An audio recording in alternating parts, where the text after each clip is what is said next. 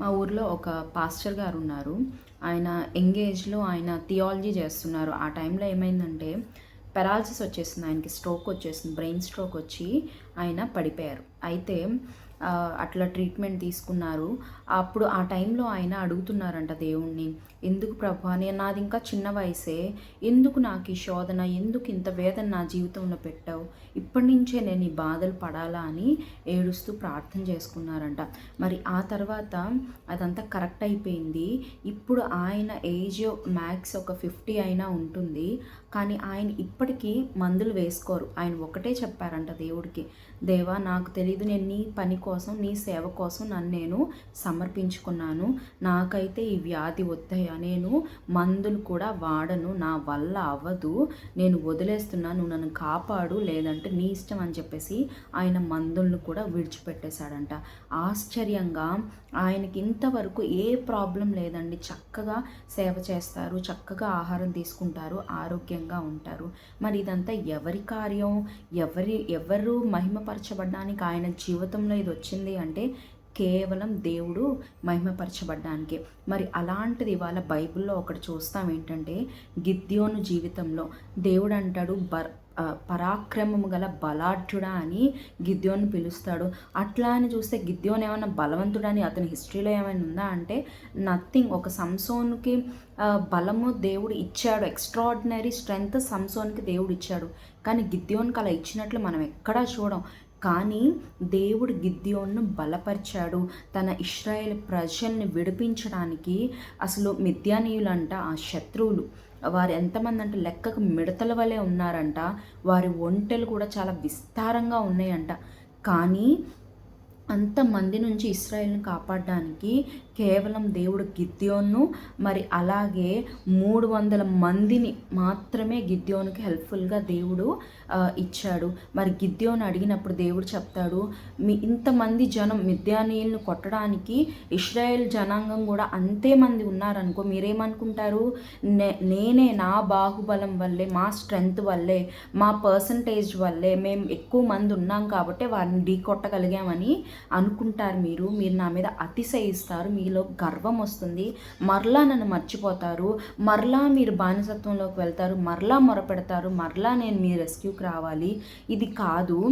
First అసలు ఇంత గొప్ప వింత ఎలా జరిగింది, ఏమి జరిగిందన్న హిస్టారికల్గా అందరు చెప్పుకునేలాగా దేవుడే ఈ కార్యం జరిగించాడని అందరి మదిలో ఉండిపోయేలాగా దేవుడు ఏం చేశాడు, గిద్యోను మరియు ఒక 300 మెంబర్స్నే దేవుడు అతనికి ఇచ్చాడు. లెక్కకు విస్తారమైన మిడతల వలె ఉన్న మిథ్యానీయులను తరవడానికి కేవలం 301 మెంబర్స్ని దేవుడు ఏర్పరచుకున్నాడు. మరి మన జీవితంలో కూడా దేవుడు కార్యం చేయగలడు. నీవు ఒక్కోసారి అనుకోవచ్చు, ఇంతమంది నాకున్నారు సపోర్టివ్గా, ఇంత బలం నాకుంది, ఇంత శక్తి నాకుంది, నేను చేయగలను, నాకు దేవుడు అవసరం లేదు, నేనే చేస్తున్నాను ఇదంతా, నాకు ఉన్న లీడర్షిప్ స్కిల్స్ నా ఫెమిలియల్గా నాకు వచ్చింది, నేను బిల్డ్ చేసుకున్నాను, నేను క్లాసెస్ తీసుకున్నాను, నేను డిగ్రీస్ చదివాను నువ్వు అనుకోవచ్చు.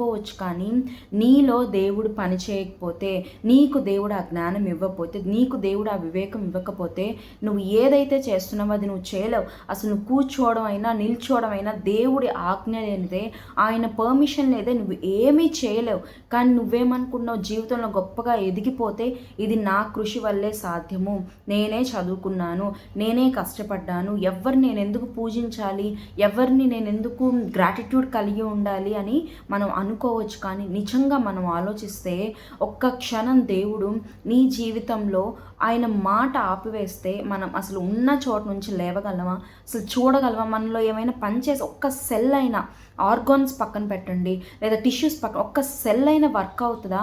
అవ్వనే అవ్వదు.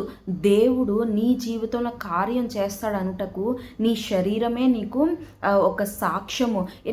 నువ్వు ఎంత చదివినా దాని గురించి ఇంకా కొత్తవి, ఇంకా క్రొత్తవి, ఇంకా క్రొత్తవి, క్రొత్త డ్రగ్ కనిపెట్టారు ఈ వ్యాధి కోసం అని, రకరకాల ఇంకా క్రొత్తవి తెలుస్తూ ఉంటాయి. కానీ నిజంగా మానవుడే దాన్ని సృష్టించి ఉంటే, ఒక కెమికల్స్తోనే ఆ బాడీ ఫామ్ అయి ఉంటే, నిజంగా అంత వ్యాస్ట్ సబ్జెక్ట్ అయి ఉండేదా ఈ హ్యూమన్ బాడీ అనేది?